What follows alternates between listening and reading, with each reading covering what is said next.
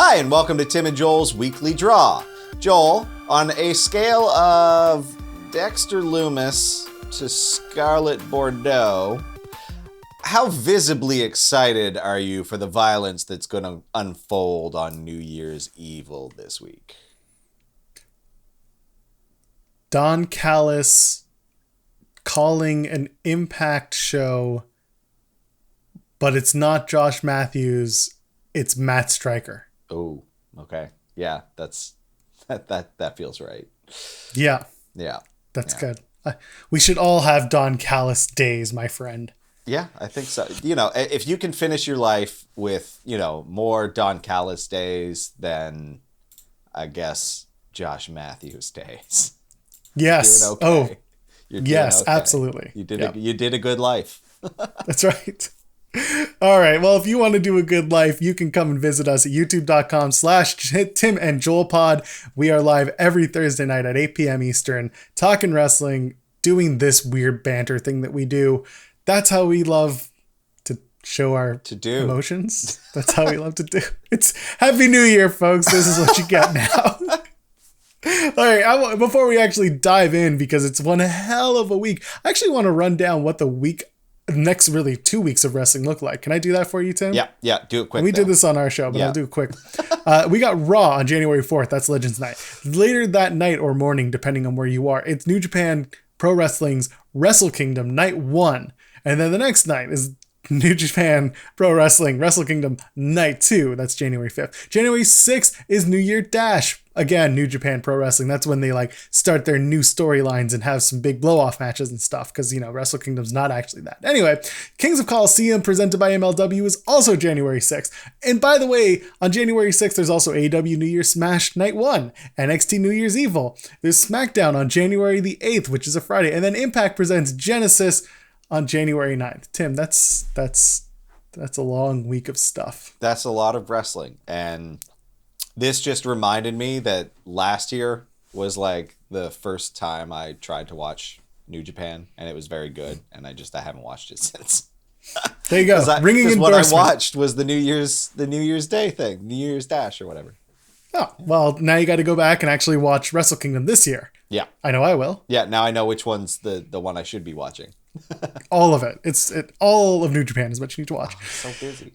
All right. But we're not going to talk about New Japan because that's not what we do here. We're going to run down the week in wrestling on TV that you're going to actually watch. And we're going to start with Legends Night for WWE Monday Night Raw, hosted by Hulk Hogan and Ric Flair. And then other legends will include Kurt Angle. That got worse. I didn't know about that part until just now. All right. Yeah. Cool. So who's on it? Kurt Angle, Big Show, The Boogeyman. Okay. Carlito, which a lot of people are excited for. I haven't seen Carlito in a long time. Alicia Fox, Michael P.S. Hayes, who just happens to be walking around backstage anyway. Mark Henry, Hillbilly Jim, who will probably still be giving his Hall of Fame speech from last year. Erwin R. Shyster, again, another person they probably found walking around backstage because he's a producer. Ivory, which I'm excited for. Mm-hmm. Jacqueline, Jeff Jarrett, again, walking around backstage. Melina, who I guess is officially back in the company despite telling everyone she's not. Sergeant Slaughter walking around backstage. Tatanka, really? Tori Wilson, Mickey James, who for some reason is now a legend despite being an active wrestler. Teddy Longplaya is going to do the dance. And then also in discussion to appear are Molly Holly and Ron Simmons. Ron Simmons is another walking around backstage, no? Or is he moved on? Damn! That's all it's going to be. Yeah. Okay. Probably during the 24/7 segment, which now features Angel Garza as its champion. Oh, man. Oh, that's Legends Night. We got the WWE Championship on the line. Drew McIntyre will take on Keith Lee. Keith Lee defeated Sheamus last week on Raw to earn the rights to that championship match. For Drew McIntyre, it is his second WWE Championship defense since winning the title back on the Raw before Survivor Series. Tim, this match is going to be good. Yeah, it'll actually be pretty entertaining. I'm looking forward to two big men just going at each other, and hopefully no one gets involved. Hopefully no one gets involved. Yeah. Tim, do you think that Randy Orton set Alexa Bliss on fire? No. Really? No. But the cliffhanger. They left so much. It's not. No? They're not going to burn Alexa Bliss. Why not? They burned the Fiend. They wouldn't even put a mask on her. It's true. I'm really wanting that mask. Yeah, they're not going to do either of those things. She's not being set on fire, and they're not going to put a mask on her. All right, fine. So then if they're not going to put a mask on her yet, will The Fiend make his return this week on Legends Night? Oh, I hope not. Too soon. Draw it out a little longer. Man was immolated, sir. Come on. He was, but at the same time, I want to see him take out all of the legends one by one. If he comes back to do that, sure. And then he's on equal footing with the legend killer Randy Orton because he came in and did it all in one night. Yeah, I love that. It's better. You know how you turn the Fiend officially? This is how you act and make Randy cemented as a bad guy. You actually have Randy Orton in a big twist, the one who's like taking out all these legends backstage. And everyone's like, no, it's the Fiend. It's got to be the Fiend. And at the end of the night, Orton's like caught in the act trying to take out Hogan, hopefully, and actually does it. But anyway, then it's the Fiend who saves his favorite wrestler, Hulk Hogan. Yeah, sure, I guess. We did it! We did it! We turned the Fiend face and we've cemented Randy Orton as the heel. We did it! We spent months trying to do it and we just did it! Yeah, Randy Orton just loves beating up old men. It's a problem. He can't stop. He's been going to therapy for years and he just can't help himself. Just loves beating on old men. At least I'd rather he be beaten. Speed through. What's next?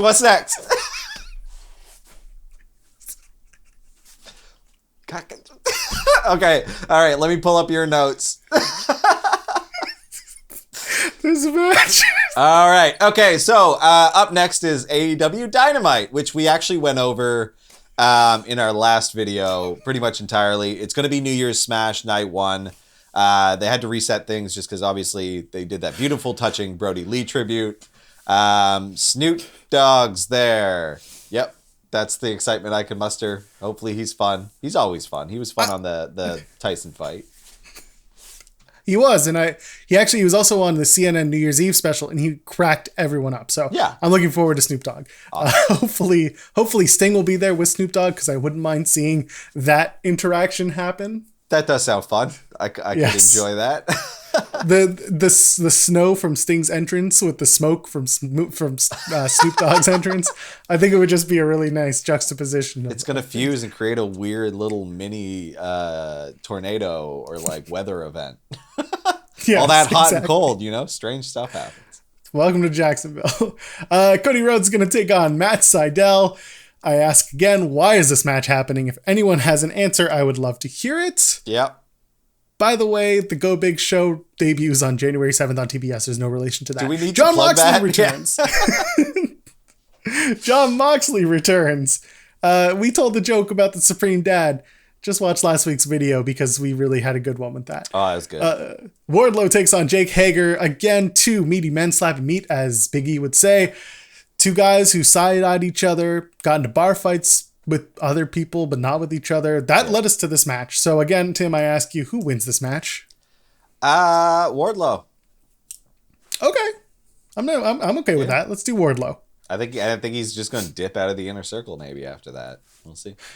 Yeah. Meanwhile, Chris Jericho is back on commentary for another week. He did do a good job last week. Yeah. I thought it was Le Champion. They can't have Jericho and Snoop Dogg. Well, I mean, I would love the two to have it. Speaking of Sting, another. Oh, man. Okay. I'm curious. It'll be more yelling in your ear and more Jericho yelling, oh, yeah! Like, what's his face from Kiss? Yeah.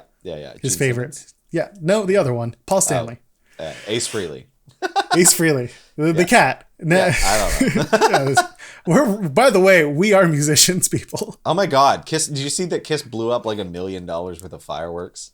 Not shocked. They were in Dubai, weren't they? Yeah, we were in Dubai, of course. Oh, Happy New Year, folks. I wish I had for the AEW women's title, Hikaru Shida defends against Abaddon. For some reason, I have it written as abandoned because I'm autocorrect. Illiterate. Yep. I still think that Abaddon is trying for her new vampire bestie, and Shida is her new vampire bestie. This match is built on scaries and biting. And does Abaddon really want the AEW Women's Championship? No. Best friends in the afterlife. Go to the Dark Realm. Mm-hmm. Abaddon and Impact would be one hell of a look. So I'm just going to put that out there. I'm going to put it into either Abaddon, Rosemary, Impact. I was about to say, like, they've already got an Abaddon, basically. I want to see those two have a conversation with each other. Because does Abaddon even speak? Maybe with like gurgles and bites and stuff. Yeah, cool. Yeah.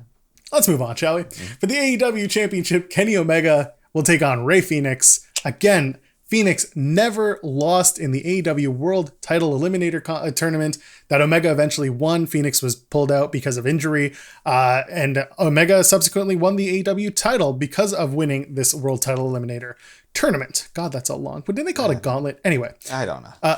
For Kenny Omega, it's his second AEW title defense, and with Don Callis in Kenny Omega's corner and Impact's Hard to Kill in 2 weeks, maybe we could see some surprise appearances from Kenny's opponents from Hard to Kill.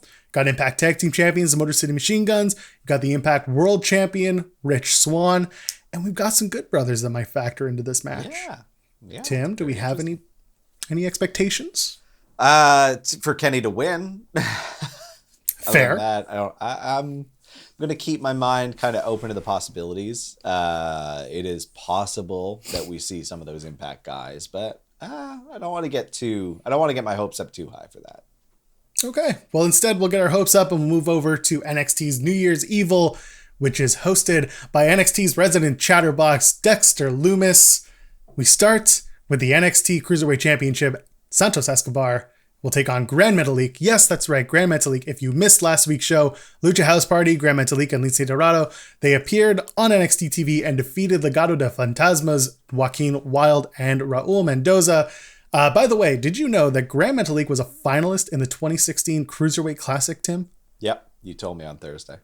I did, didn't I? Thursdays, 8 p.m. Eastern. TimandJoelPod.com. Escobar will make his fourth Cruiserweight title defense, and by the way, there's a guy named Kurt Stallion who's currently on 205 Live and won a Cruiserweight title shot on November 11th and still hasn't had that match. And yet Gran Metalik gets to just step in here. I guess that WWE contract makes all the difference, eh? Yeah. Damian Priest will take on Karrion Kross with Scarlett. By the way, Kross returned 3 weeks ago to NXT, took out Priest in one hell of a fashion. Priest in turn battled Kross backstage in the Capitol Wrestling Center this past week on NXT, ending with both men crashing through a table as Scarlett watched and laughed at the chaos. Tim, you have your thoughts about Scarlett's chaotic laughter. What do you think this match will happen with? Oh man, this might be one of the ones I'm most excited for. Again, I haven't seen a whole lot of Karrion Kross. Like the first big match I saw him wrestle, he messes up his shoulder. So I'm really excited to see what he can pull out now that he's all healthy and ready to go. I really, really love Damian Priest, so I think this has the potential to be one hell of a match to kick off the year. I'd say the best match. I was going to say one of the best matches of the year, but it's a little early to be talking that way. So it's never too early, because I'm sure we can all go back, and if the match is good, remember it well. I hope so. You have to. Pretty shit. It's true. You have to assume that the winner of this match moves into the NXT title picture, right? Yeah, absolutely. And, it's going to be Karrion, I think. But hopefully that's in service of bringing Damian up, because I think maybe at this point he's ready to step into the Raw or SmackDown picture. Okay. Well, I guess we're going to find out very shortly on Wednesday. Let's move on, shall we? In the Fight Pit. Everyone's favorite two words. Timothy Thatcher, Tommaso Ciampa. Thatcher won the first one. By the way, Timothy Thatcher is 7-7 since Fight Pit number 1, but he's lost every major match, including he hasn't lost this. He actually defeated New Year's Evil host and NXT resident conversationalist Dexter Lumis. Don't remember that one. It was a 13-minute affair. It was a pretty good one. I think it was actually Lumis's first match back after injury. I think when he injured his ankle. Yeah. As for Ciampa, he is still on a quest for his beloved Goldie. Where is that Tommaso Ciampa? It's a long way away, I feel. Do you? Okay. The S-tier Ciampa taking his time to get back to the S-tier championship. Yep. So, in your mind, who wins Fight Pit on Wednesday? Okay, Thatcher won his last one. I'm going to say Ciampa goes over. Thatcher will bleed from somewhere you don't expect him to bleed from, as seems to be the case with him often. Actually, yeah, come to think of it. Like he bleeds out of the weirdest places. Because they're real. They're not, he's not blading. Like, so let's take a bet. Where does he bleed from this time? Well, we've seen ear. We've seen him bust his teeth. I'm sure there's been some nose blood in there. There's like totally every time. He's always biting his lips. Mm-hmm, mm-hmm. Maybe his a blood tear. Yeah. Bleeding from the eye. Yeah. Can't be good for you. No, I don't think it's good. I think that's a medical issue. Yeah. You might need to go to the doctor for that. Anyway, it's going to be a good match. It will be a very good match. Last woman standing, Rhea Ripley taking on Raquel Gonzalez. These two women are looking to tear each other apart, and I am all for it as Rhea Ripley looks to rebound after losing the NXT Women's title at WrestleMania and not really finding her footing or her confidence since then. This might be step number one, but on the other hand, Raquel Gonzalez pinned Women's Champion Io Shirai at War Games. So she's looking for her shot at NXT Gold. So really, these two are pretty evenly matched. And if you didn't see the video package from last week's NXT, go back and watch it because it is excellent and I think it's worth your time. So Tim, what do you expect out of this match and who do you expect to walk out? Last woman standing. I expect it to be like a really, really, really good match. Rhea Ripley has been pretty consistent, and when it comes to her like big singles matches, she delivers. I don't know I have no idea who's gonna go over in this one. There's cases to be made for either woman. I think it's time for Rhea Ripley to find that confidence with a win in this match. I think they have to, right? Because if they don't let her take the victory, it threatens undermining her like continued success. So. And WWE has this thing they do where on your way out, this is in wrestling, where on your way out, you put someone else over. However, she's already been on the main roster and she's come back. So my question becomes, how can she lose unless she gets completely screwed out of it? How can she lose and still save face? Yeah, I don't know. Like, it would be to bring her up, but there's no room for her right now. I would argue. Yeah, unless you put her on Raw, and even then, no one's looking at Raw for the women's title. They're looking at the tag team titles because the women's champion is also a women's tag team champion. Yeah. So interesting conundrum. We're going to find out on Wednesday who last woman standing is. Regardless, it will be a very good match and a very hard-hitting affair. Speaking of which, a brutal battle last October has led us back to this match for the NXT Championship. It's going to be Finn Balor, the NXT champion, taking on Kyle O'Reilly of the Undisputed Era. Like I said, last match that happened in October left both men with severe injuries to the point where this is Finn Balor's first title defense since that match. And for O'Reilly, this is his second or third match back? Yeah. This is an exciting, dangerous booking. Both men putting each other back in the hospital. I don't even, how do you top it, right? Do you top it? Are you expected to go out and put on as good, if not better of a match? Or do you just let this one kind of coast? Live off your laurels? But knowing these two, probably the former. They're going to want to, again, I have it in my notes that O'Reilly wants to cement himself as a single star. Yeah. Balor wants to cement himself as the man in NXT. So they're both going to be really nipping at each other's heels to do better than the last match. Terrifying. Can't wait. What limb can you break just to be better than last time? I don't know. Ankles probably with that stomp. That's actually a good point. Maybe some intestinal bleeding. Yeah. But you know what? Speaking of Balor wanting to be the man of NXT, there's another guy who might want to join those ranks, and he's going to be coming out of Fight Pit. So I guess we're going to find out Wednesday on NXT at New Year's Evil. And finally for SmackDown, because this just caps off an amazing week, so we got to go to this match. It's going to be for the SmackDown Tag Team Championship, Street Profits versus the Dirty Dogs. Hey, we got a new tag team with a real name and everything. They were a tag team for a year before this. Yeah, I know. But, Dirty Dogs. Tim, where can the kids find you?